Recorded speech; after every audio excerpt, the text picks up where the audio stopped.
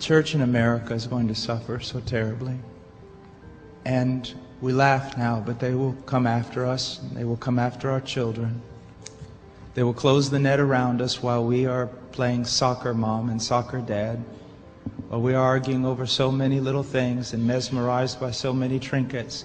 The net even now is closing around you and your children and your grandchildren, and it does not cause you to fear. You will be isolated from society, as has already happened. Anyone who tries to run for office who actually believes the Bible will be considered a lunatic until finally we are silenced.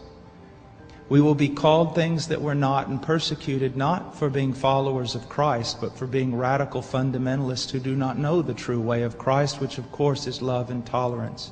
You'll go down as the greatest bigots and haters of mankind in history. They've already come after your children, and for most of you, they got them.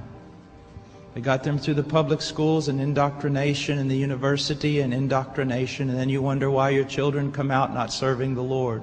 It's because you fed them right into the devil's mouth.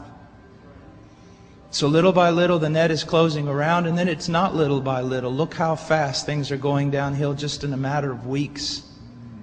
Matter of weeks. But at the same time, know this.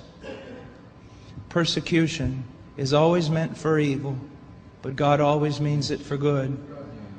And is it not better to suffer in this life, to have an extra weight of glory in heaven? You must settle this in your mind. This is the one thing I want to say over and over. Do not believe. Down through history, you have a wrong idea of martyrdom and persecution. You think that these men were persecuted and martyred for their sincere faith in Jesus Christ.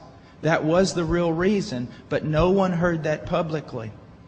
They were martyred and they were persecuted as enemies of the state, as child molesters, as bigots, as narrow-minded, stupid people who had fallen for a ruse and can contribute nothing to society. Your suffering will not be noble.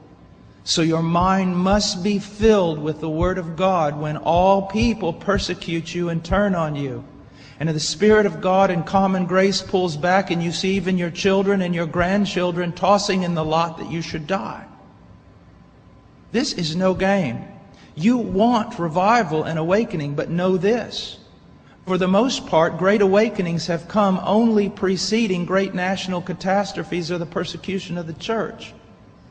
I believe God is bringing a great awakening, but I believe that He is raising up young men who are strong in trust in the providence of God to be able to wade through the hell that's going to break loose on us. And it will be on us before we even recognize it.